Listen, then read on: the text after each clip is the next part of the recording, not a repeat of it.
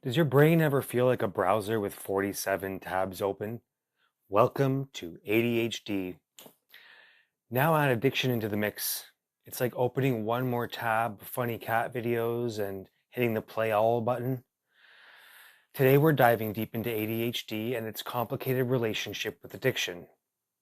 And stick around until the end because I'm not only going to explain why this happens, but I'm also going to give you a meditation tool that you can use right now to calm your nervous system, reset your focus, and ground yourself. And I've got a free resource that could honestly save you from spiraling when your triggers show up. But more on that later. I believe that ADHD is not a disease in the typical sense. I believe it's a state of dis-ease in the mind. I believe it's an acquired executive function disorder based on trauma, usually in childhood or even in utero if your mother was experiencing distress during pregnancy. Imagine you're placed in a fight or flight situation, but you can't run away and you can't fight. So what does your brain do? It shuts down. The world we live in is heavily saturated with easily accessible digital distractions and high dopamine activities. So the brain doesn't get a chance to practice coping strategies to manage stress. It's too used to just escaping. The default mode becomes tuning out, numbing the pain, instead of grounding and emotional regulation. So if it's acquired, this means it can also be treated. Here's the thing about ADHD brains. They're wired differently. Dopamine, the little chemical that tells your brain, good job, here's a gold star, doesn't flow the same way as it does in neurotypical folks. That means things like video games, junk food, or yes, substances can feel like a fast pass to Disneyland. Imagine your brain like a party. All the people at this party are the dopamine receptors, and the music playing is the dopamine. When the music is just right, everybody's having a good time. The music gets too loud, and people get annoyed and they leave. This is called dopamine downregulation. In other words, too much dopamine causes the receptors to shut down, and the brain looks for other sources of dopamine to get the same hit, i.e., substances. Addiction isn't about being weak. For people with ADHD, it's literally neurobiology. We're chasing regulation, calm, focus, or sometimes just a pause button for the chaos in our heads. I know this firsthand. I use substances not only to numb out and escape reality, but to keep the dopamine flowing. And here's the kicker. ADHD also means impulsivity. So while other people might consider whether a drink or a hit is a bad idea, our brains are like, consequences? That's future me's problem. And then future me's like, bruh, really? Another thing we don't talk enough about are emotions. ADHD isn't just about focus, it's about how intensely we feel. Shame, rejection, loneliness, those emotions hit harder. And if you've struggled with addiction, you know substances become a way of turning the volume down on feelings that feel too loud. But here's the truth. Numbing the pain also numbs the joy. It's like putting the world on mute. You stop hearing the bad stuff, but you also stop hearing the laughter, the music, the little victories. That's why recovery isn't just about putting the substance down. It's about learning to live in our bodies and in our brains without constantly needing an escape hatch. And trust me, I've looked for the escape hatch and still haven't found it. I want you to hear this. You're not broken.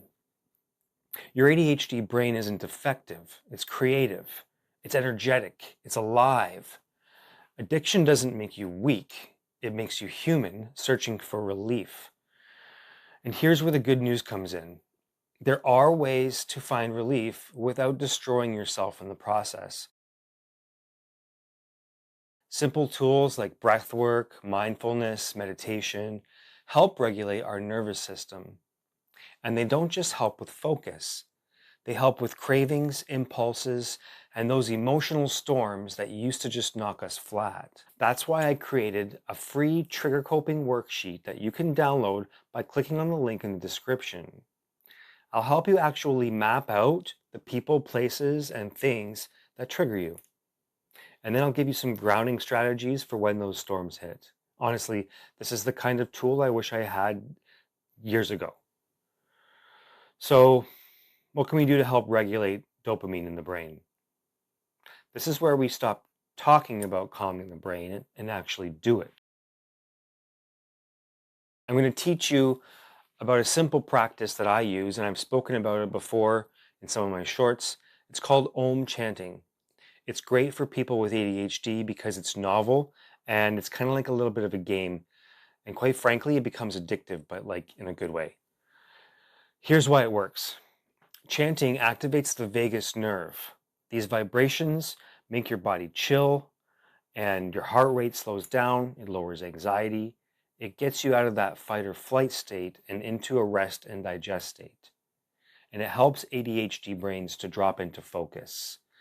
So what you're going to do is you're going to sit up nice and straight, shoulders relaxed. Take a deep breath through your nose.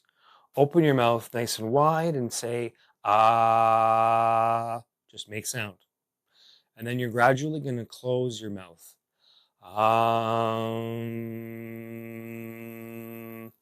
You really want to extend out that hum as long as possible. And what I want you to do while you're doing this practice is I want you to pay attention to where you feel the vibration in your body. Is it at the base of your spine? Is it in your chest? Is it in your head? And what you should notice is that you should feel it go from the bottom of your spine all the way up to the top of your head. And that's really going to help you to focus and relax. You'll feel it, trust me. Now, how long should you do this practice? To start off, I'm going to recommend you do it at least 10 times in one sitting. Work your way up to what I do, which is 33. So I chant Om 33 times a day. And I know what you're thinking. You want me to sit there and like hum for 15, 20 minutes? Yeah, it's going to take some work to sort of rewire your brain. So that's what I want you to do. And if your roommates are wondering like what that humming noise is, just tell them that you joined an online monk cult. So here's the takeaway. ADHD and addiction are deeply connected, but they don't have to define you. When you start to replace numbing with nurturing, when you learn tools like Om chanting and meditation, when you start mapping your triggers and creating strategies, you take back your power. Hit that like button and subscribe so more people can find this video. Drop a comment about your experience. I do read all the comments, and I know that your story could help someone else feel a little bit less alone. Don't forget to grab that free trigger coping worksheet. Remember, you got this. Healing isn't about being perfect. It's about showing up, messy, human, and willing to try again. Thanks for hanging out with me today. Now go give yourself some grace, maybe an Om or two. And remember, guys, just go with the ebb and flow.